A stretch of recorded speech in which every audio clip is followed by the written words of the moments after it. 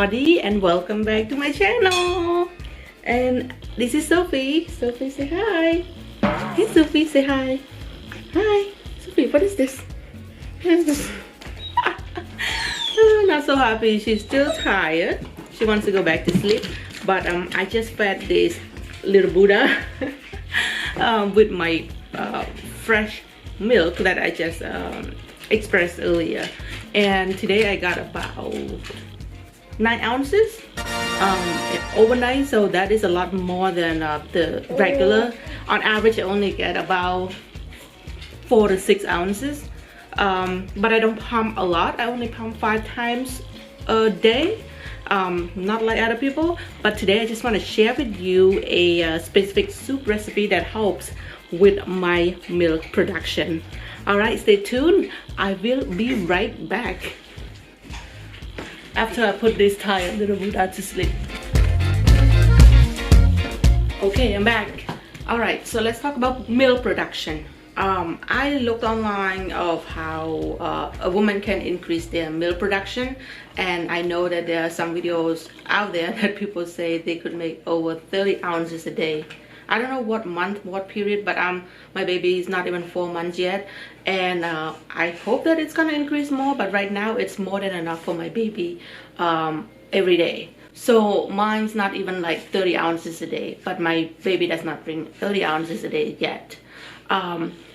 The amount that I get is like between 25 to 30, I would say 30 max. Most of the time it's like 28. But if I don't drink this specific soup, usually I get much less, like 25 max. So I think this soup helps a lot with my milk production, and I want to share the recipe with you and explain to you why it helps with milk production and also good for my body in general. Okay, so in this soup, it's called papaya soup. It has fish and it has meat, so it could be pork or chicken. I prefer chicken, I like it more, but chicken tends to be a little bit more hot for the woman's body. So if you drink it all the time and you like it and you feel good, go for it, chicken and fish. But if you feel like your body temperature is a little bit hot to warm, switch it up and use the pork bones instead. And in today's recipe, I'm going to share with you the papaya soup with fish and pork bones. So for the ingredients, what makes this soup so special and it helps with the milk production is all the nuts that goes in it. Well, there are walnuts, peanuts, lily bulbs, dates, millet rice, and papaya. So they all are the stuff that is so good to help with milk production. Combine them together, they just work so perfect. And this soup is so healthy, and let me tell you, I drink about 3 to 4 bowls a day when I make it. Like almost every day I have it, and it's so good, and you don't feel guilty to drink it because it's more like delicious water. Like a very good soup. There's no salt, no sugar, no MSG. So today's recipe is gonna be so easy for you. If you don't have all the nuts, all the ingredients, it's okay. Just as long as you have peanuts or chestnut or walnut with the fish and the pork, that's also good enough for milk production. I tried it before and it works, but in this recipe I'm kind of going overdue with all of the different nuts. And for the nuts, it's even better if you eat all of them as well. After drinking the soup, you can also have some nuts in the soup. If you don't like nuts, a chewing part of it, you can also throw it away, but I feel like it's a waste if you do that. So I always finish my nuts along with the fish by the end of the soup. Now let's get into the pork bone. For the chicken, it's okay, you can put the entire thing raw into the soup, but for the pork bones, first of all, make sure that there's not a lot of fat, no fat at all if possible. Boil a little bit, take out all the blood, take out all the dirtiness, so then your soup broth is clean and clear. So boil just for like a few minutes, take out all the dirty stuff, and then wash it away with cold water. Asian supermarket would have it. This is good with the smell for the aroma. You actually need only 1 or 2.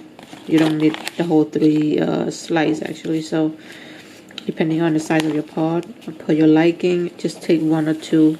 I like the smell of it, so I'll put 2 in the pot.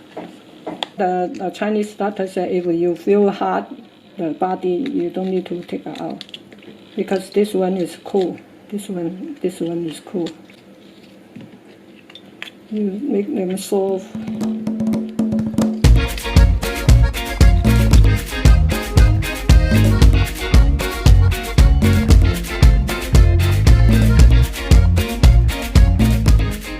Now for the amount of water, that is up to you how much you want to have in there. At the end of the day, it can be adjusted later on anyway. So I'm using just enough for my pot right here. Water, nuts that I mentioned previously, and also the pork bones that's already cleaned and washed.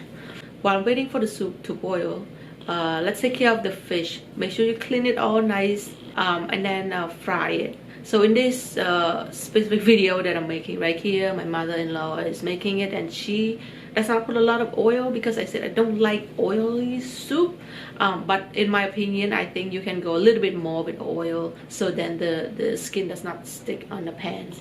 So fry it both sides, but make sure that you put ginger on the bottom as well. Ginger helps eliminate the strong smell of the fish.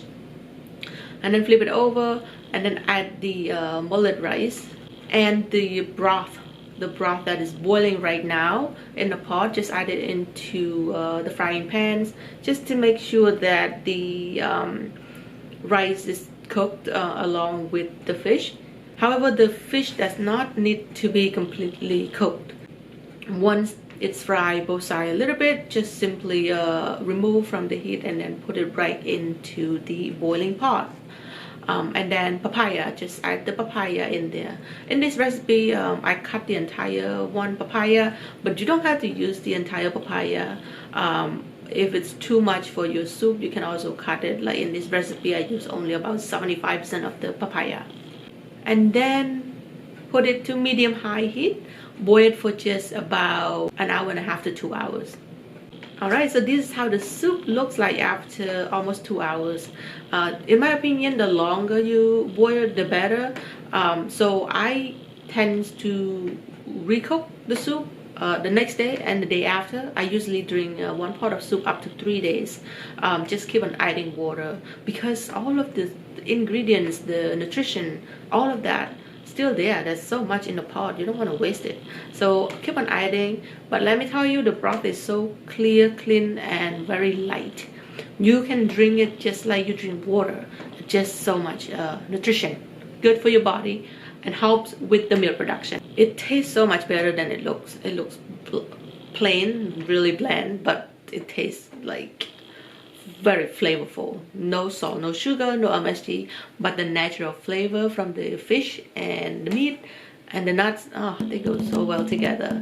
Alright, so that is it for today's recipe. I hope you enjoy it.